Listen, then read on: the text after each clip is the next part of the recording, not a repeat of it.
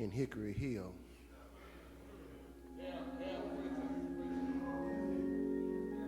Folk trying to find ways to kill folk.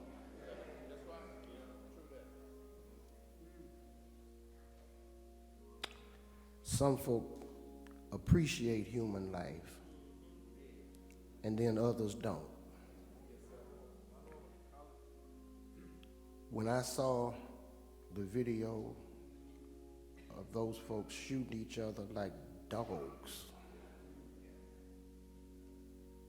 my heart just sunk. I just can't believe just how sick we have gotten. So in our prayers for those through the storm, let's pray for those in this storm of life. Father, we come today feeling as helpless as we can, trying to do what we can to alleviate human suffering. And yet Satan has stamped his approval on us killing each other. I ask, Father, that you would please intervene in the hearts and in the minds of those who seem not to care about human suffering. Father, we need you.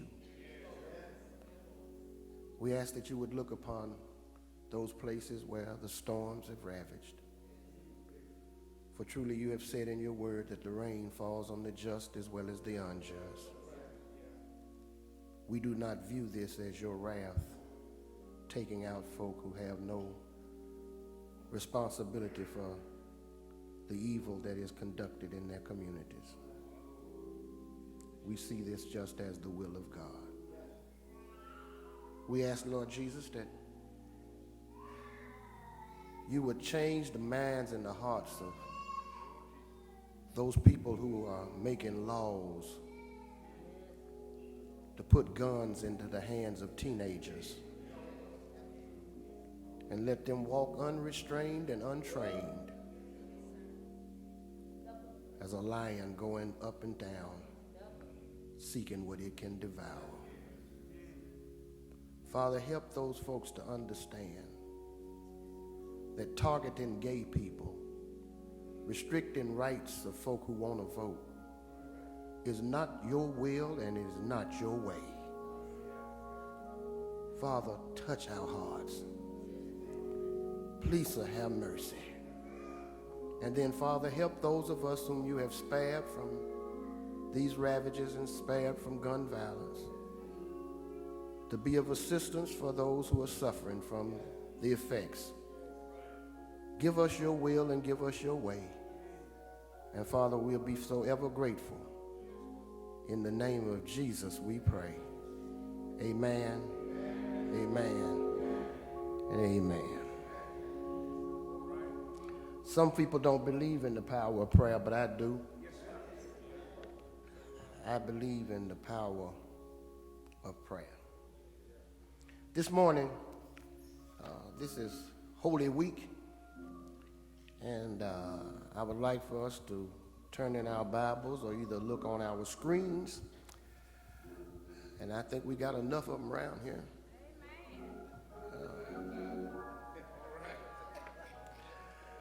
To the Gospel according to St. Luke, chapter 19.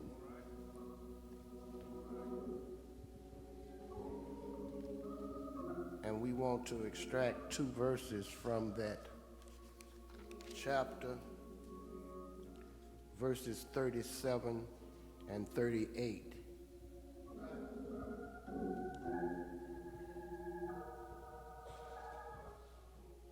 I'm not going to ask when you have it, say amen, because I know you got it now.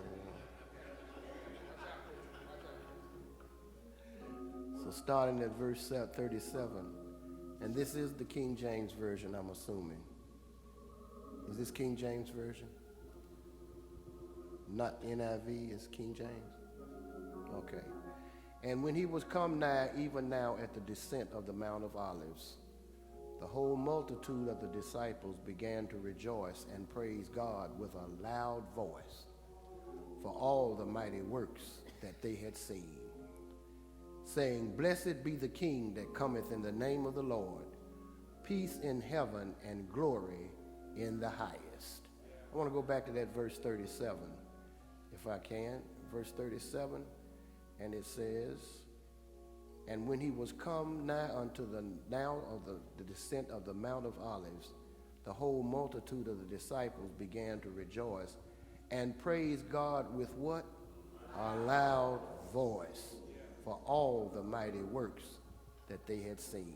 I want to talk about this morning, make some noise. Tell your neighbor, make some noise. Man. Make some noise. When I go to the Grizzlies games, and if it seems that the team is falling behind, then Grizz will come out to pump up the crowd. And sometimes he'll have a sign with him that says, make some noise. And if it ain't enough, Calvin, he'll say, loud.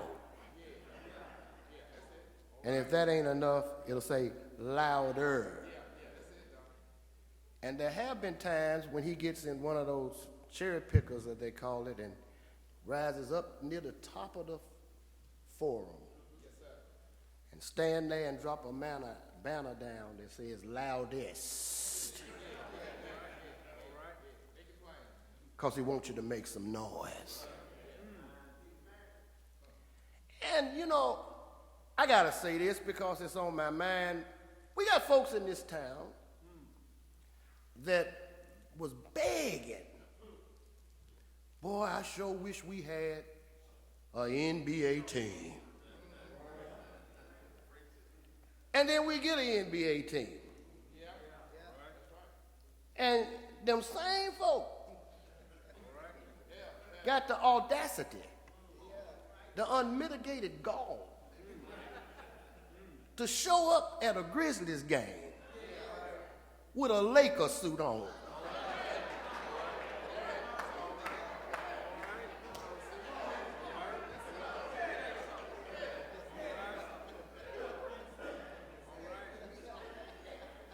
Lakers ain't paying no utility bills here.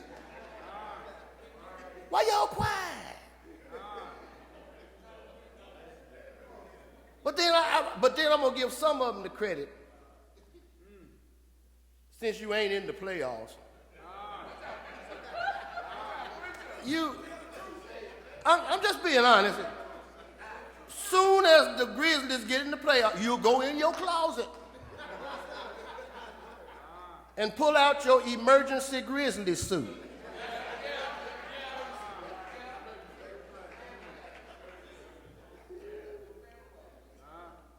Bandwagon. But making noise makes a difference. Yes, sir. If you don't believe it, look at the home record of some teams. Some play better at home than they do on the road. Because when they get home, some noise is going to be made. Winning or losing, if you love what's going on, you're going to make some noise. And that's why I got a problem with some folk in church. Baptist church used to be loud. But now we done got cute.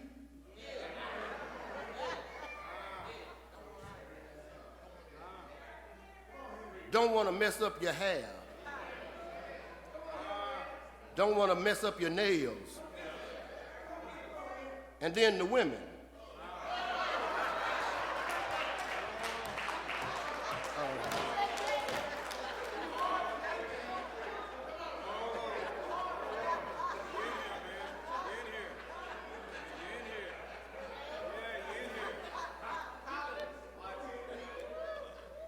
We've gotten so cute. And the whole thing about what used to be praise and giving thanks to God, we have just gotten so cute with it. Man, I remember when I was growing up in Progressive and Daddy hadn't even got up to preach yet. Choir was singing. I could see folk crying and wondering what they was crying about. And that was when times was a little bit different than now. Folk got a lot of stuff now that they didn't have then. But folks was happy in church. And people didn't care about them hats flying off and them wigs going one way. And folk, come out, help me. I'm just telling the truth. Folk got happy.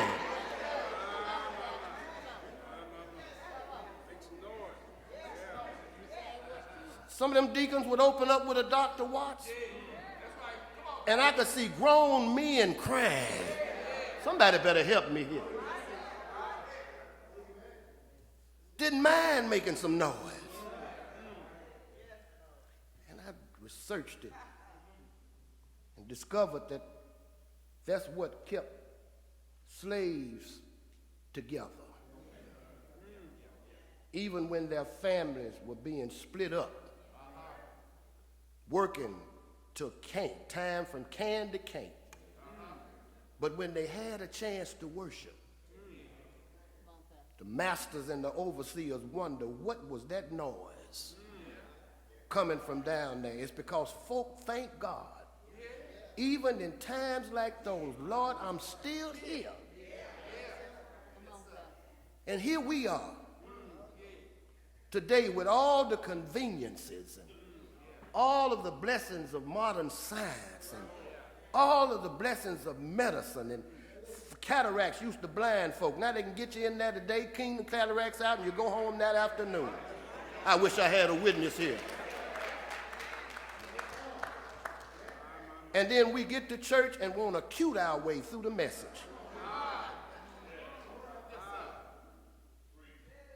Some of these churches, if you say amen in there, folk will look at you like you pulled a gun.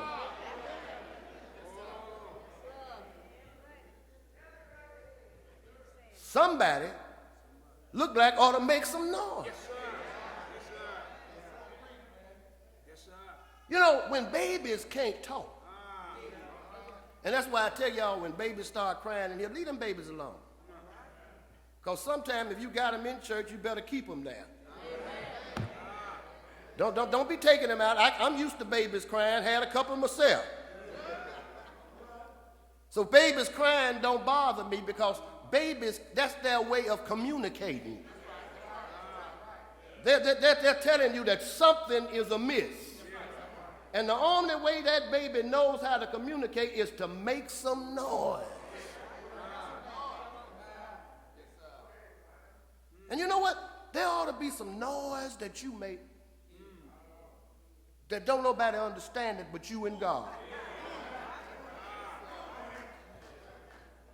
See, we spend too much time making noise that don't make sense. For some reason or another, we want to spend time making noise to impress our enemies. I don't have anything to prove to anybody. Last Sunday we talked about that woman that found that coin, and she was making noise with her friends because those were the folk that were supportive of what she was trying to do. We spend noise trying to show out to folk that don't care anything about us. Make some noise. Watch this. Has God been good to anybody in here?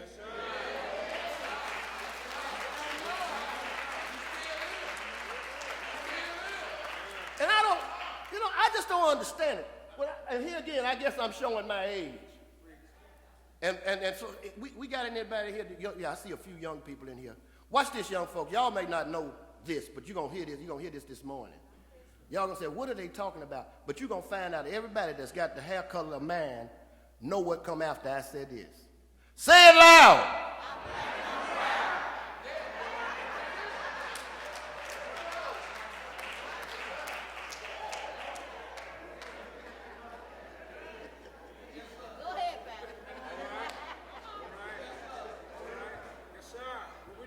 Somebody sitting back there about 17 saying, what in the...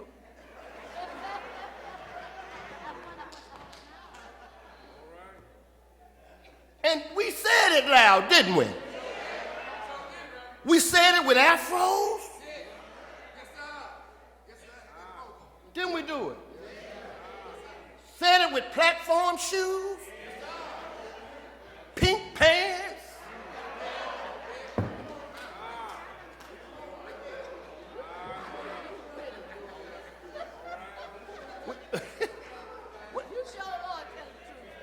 Didn't we say it loud?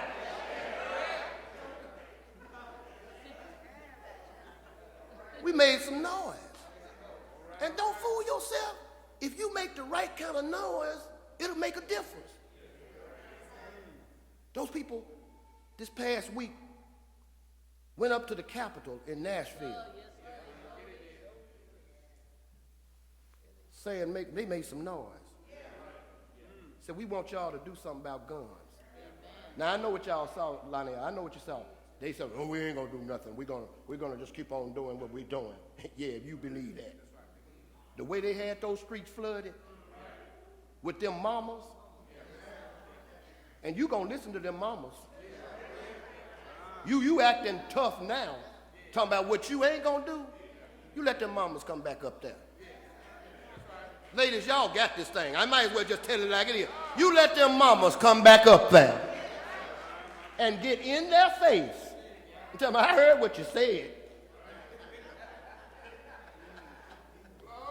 If they keep making noise, you listen to what I'm saying. If them mamas keep making noise about these babies, it's going to make them do something.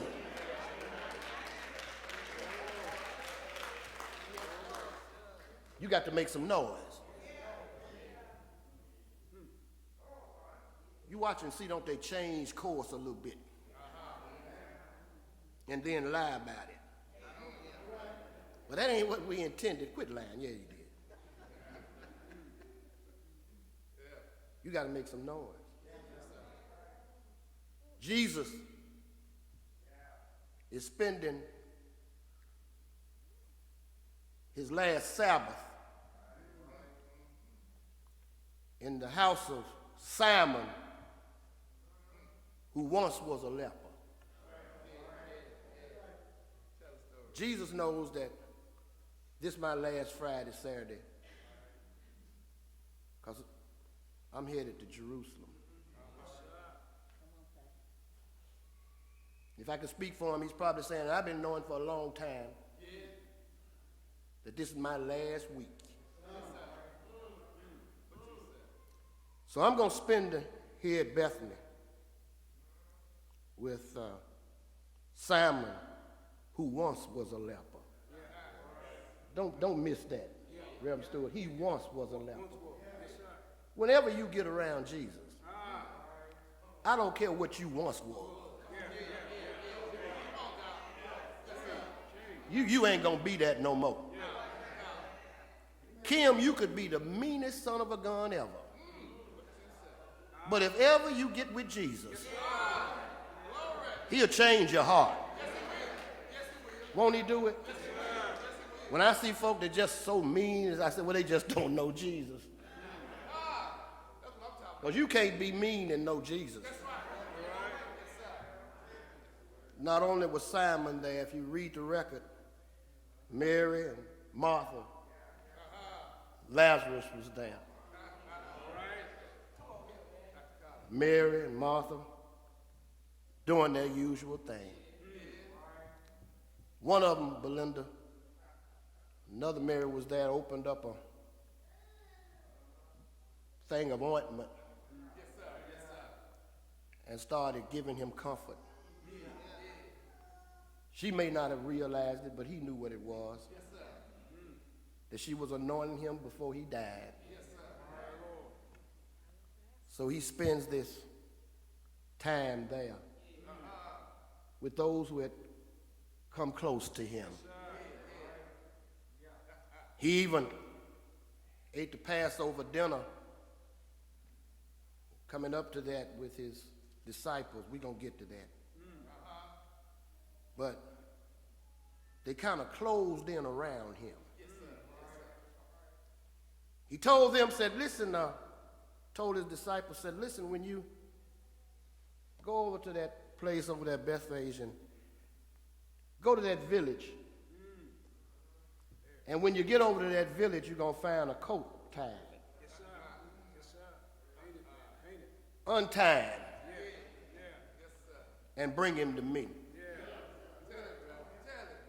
And then he tells them, say, now, if anybody asks you, why you untying that coat? Yes, sir. Yes, sir. Don't fight them. Don't cuss them. Don't get into any argument, Michael Henderson, with them.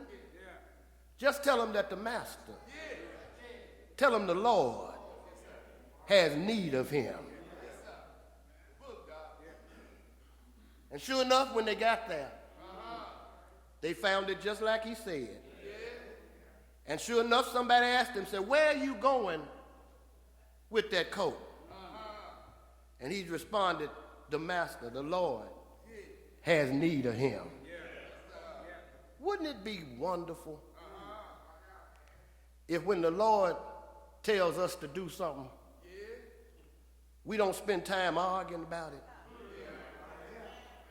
We just go on and do what he says. Wouldn't it be wonderful if we realize that when we get untied from something, somebody gonna miss this, but if you listen, you may shout. Do you realize the way you got untied from alcoholism was because the Lord had need of you? Do you realize that the reason you ain't using drugs no more is because the Lord had need of you? Don't get mad at me, but I got to go down the street here. Do you realize the reason you ain't with that low-down Negro no more? Preach, Reverend. And the Lord untied you from getting your beat, and somebody talk to me here. It's because the Lord had need of you. Somebody ought to help me here. Because I know somebody thinking about where you used to be. Well, the reason you ain't there no more is because the Lord had you untied. And it's because he had need of you. And notice this, when he untied the coat and brought him to the Lord, it was a coat that no one had ever sat on.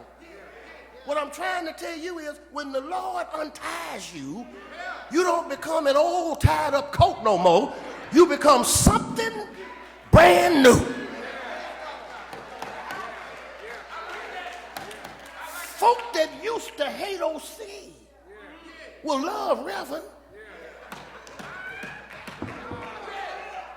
Folk that used to hate Eddie will love Deacon Dowdy. Somebody help me here. Because once you get untied and untangled, God makes something new out of you. And because of that, you ought to make some noise.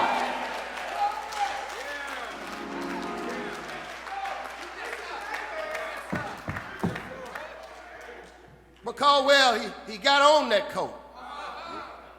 And he starts riding toward Jerusalem. Everywhere he went, folks start following him. All you got to do is be a winner. And folks gonna follow you. Can I get a witness? Going back to the FedEx Forum, they said, we ain't gonna never fill these seats. They're going to stay empty. And somebody said, just let them start winning.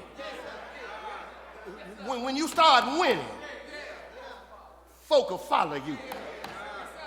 On the way to Jerusalem.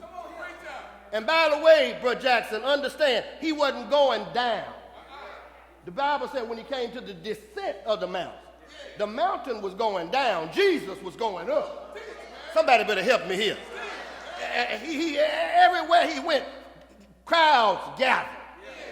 because somebody knew something about him. You know what?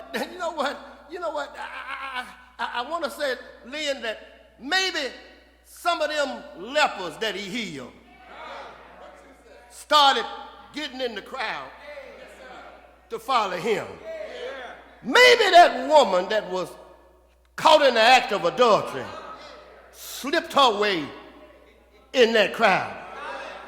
Maybe the man with the withered hand that ain't withered no more decided he would get in the crowd.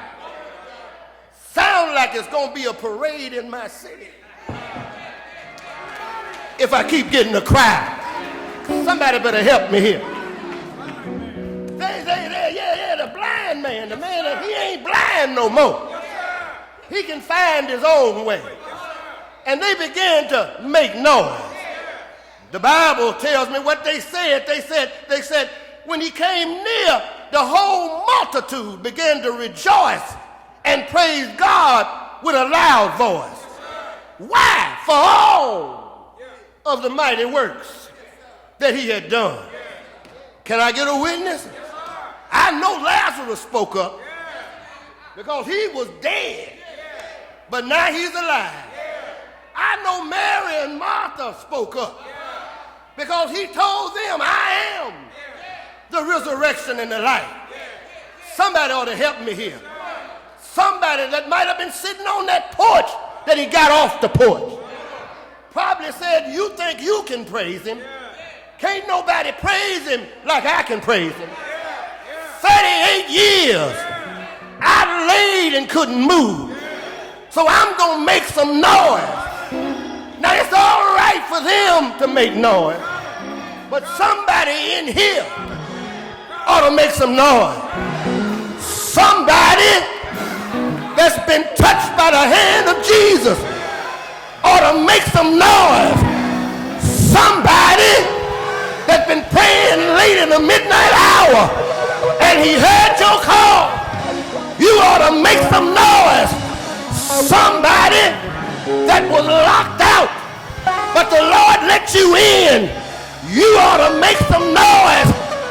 Somebody that got a raise when you thought you was getting fired ought to make some noise. Somebody that's been healed ought to make some noise. Somebody ought to say, yeah, yeah. I heard him say, yeah. They said, blessed is he that cometh in the name of the Lord. Somebody said, make them shut up. He said, if thieves hold their peace, rocks will cry out. I don't want no rocks crying out for me. I want to tell him thank you for what you've done for me. I want to tell him thank you. Yeah, I got eyes to see, legs to walk, a mouth to talk, and I gonna make some noise.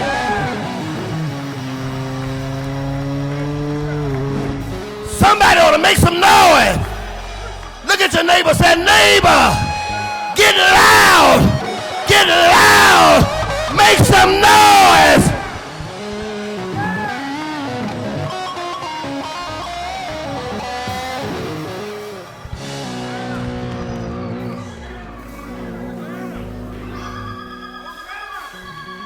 Cookie, I ain't forgot. I really got to make some noise now. Because one Friday, he died on Calvary. One Friday, he hung on the cross. But early, I said early, I'm fixing to make some noise. I said early, one Sunday morning, he got up. Didn't he get up? Make some noise, say yeah.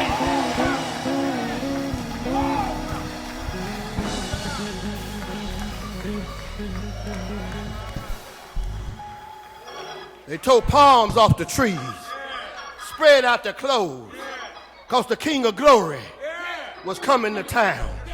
Not coming to live, but coming to die. And after dying, get back up. I'm wearing my palm. This is victory. I'm going to make some noise. In the Baptist church, we don't have as a symbol Jesus hanging on a cross. That's a crucifix. An empty cross represents the emptiness that was in my heart. And since he's not on the cross, guess where he is?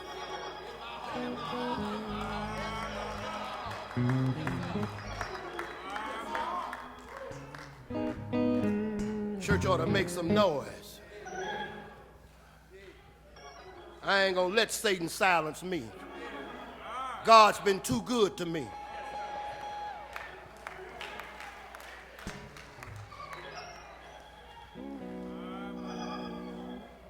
I'm gonna make some noise.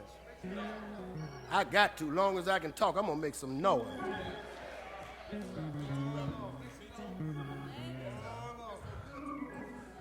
It ain't no time for me to be silent. It's time for me to thank him.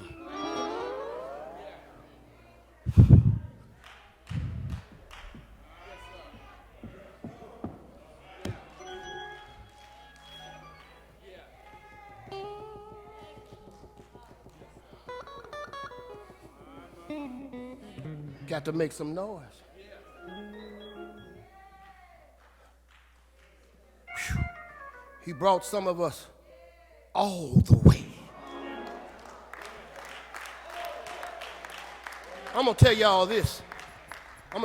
This man just told me this 2-3 days ago, Melvin. And he said, you know, Reverend, he said, the sickness that I've had, and this is the truth, I'm not making this up. He said, the sickness that I had is messing with my short-term memory. Now listen at this, and hold on to your seatbelt. He said, but I'm going to thank God, because sometimes I lose my way. And I looked at him, he said, and the reason I'm thanking him, because if he hadn't let me lose my way, I wouldn't know he was a way maker.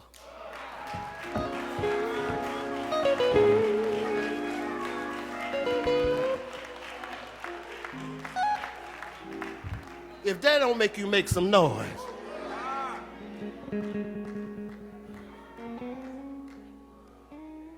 Door of the church is open.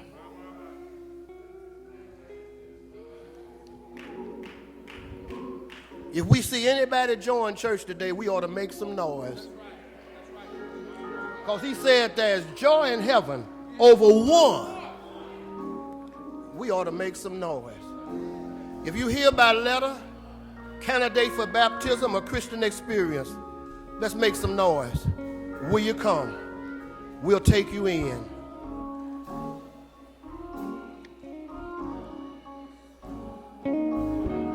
Thank you, Jesus. Thank you. Thank you. I didn't know what I was going to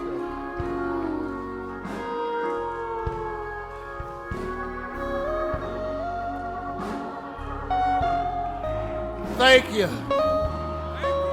Bring on up, Brooke Caldwell. Bring on up. Take that front seat.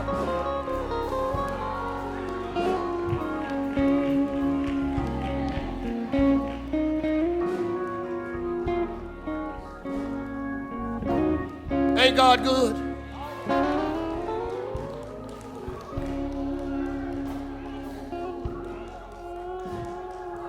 If we hold our peace, rocks will cry out. I don't want no rocks crying for me.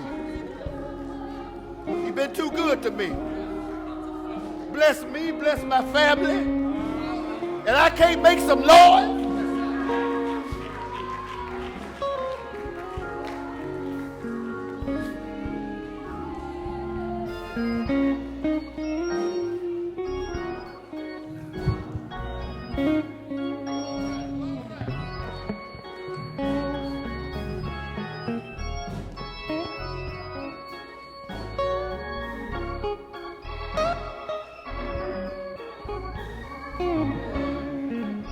Mm-hmm.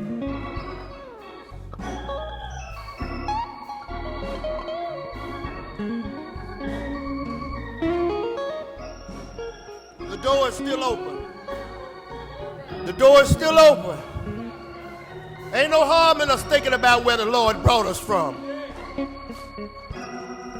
Because had I been there, I'd have got right in that line. And you wouldn't been able to shut me up. I ain't fixing to shut up. And I know good and well I ain't been perfect. Said and done stuff I wish I never had done. But he has never left me.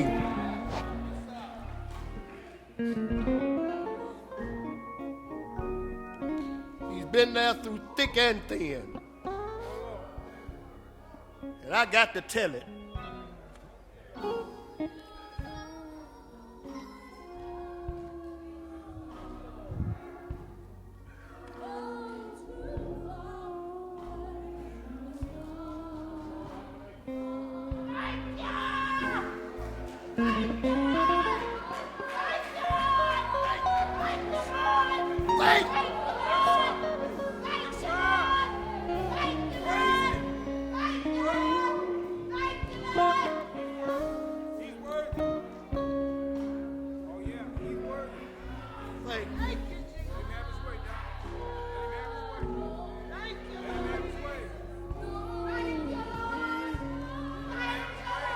Thank you.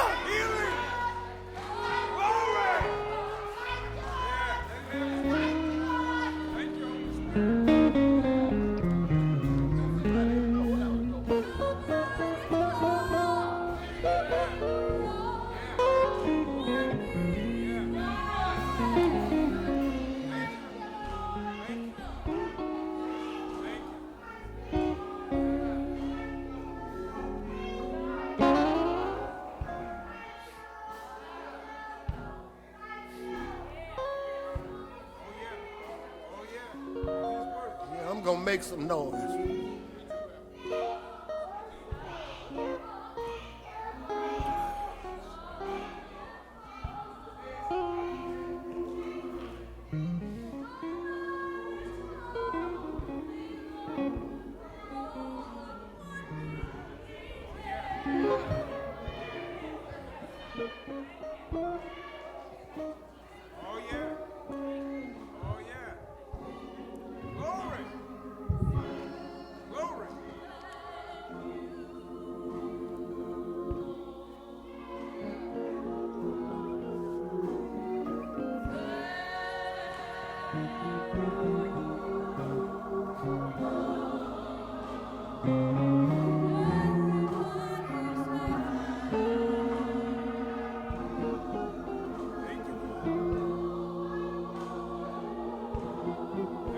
Lord, thank you.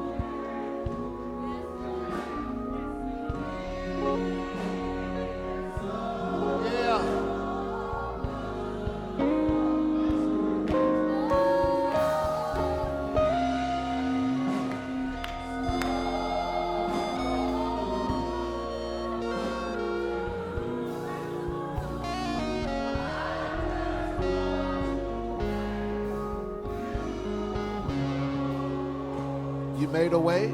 Amen. Mother, who do we have, Mother Hill? Pastor, we have Miss Eunice Champion. She's coming by Christian Experience. Amen. Sister Champion, stand up. God bless you, dear. I've already heard your testimony. Wonderful sermon. Bless you. Oh, I've been blessed. I've been blessed. And we've been blessed just having you here. God bless you, dear. I have to go through this. You've been baptized by a Baptist minister. Yes, sir. And you want to become a member of this church. Yes, sir. Should this church accept you, you're willing to be faithful, do what you can to support the church. Yes, sir. That's all I need. God bless you. As pastor of this church, I extend to you the right hand of fellowship.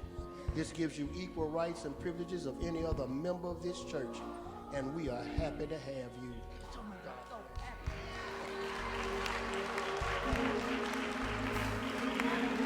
I'm a member of this church. We're happy to have you. Bless you. Turn and face the congregation. Welcome Miss Champion to the church. Make some noise. Man. Amen. Thank you, darling. God bless you. I think we got enough. Did we, Don? Okay. You can go back to your seat, Miss Champion. Yep. Come on.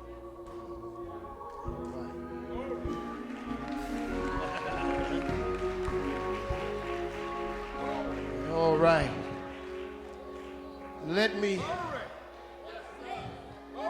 We thank God for the visitation of His Holy Spirit today. Amen. We thank Him. We're in the process coming up when Brett gets back and can get back to rolling. We're going to Georgia renew our Bethlehem Baptist Church handbook. In it, we're going to make sure every member gets one. It's going to have what the Baptist church is and all of that, a little history of our church, the church covenant, all of that will be in there. And we're going to make it available for every single member of the church. So you can have that. It's upcoming right now. We're trying to do some tweaking on it. I know you got some of the old ones out there, but we're going to update it and so that every member will have one. Listen, this has been a beautiful day. Amen. We're getting ready to do the Lord's Supper. And when you leave, we're not going to have any benediction. We don't have benediction after the Lord's Supper. Because the Holy Spirit has visited us today, don't leave Him here. Carry Him with you. Don't leave here thinking about how I can hurt somebody. But leave here thinking about how I can help somebody. If you had any grudge or notion in your mind, lose it right here. And let the Spirit untie you. And once He unties you, you'll feel brand new.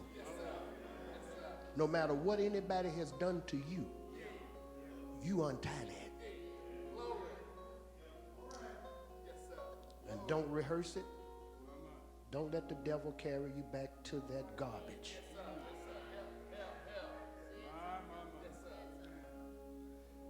One of the first things that you need to do when you clean up is take out the trash.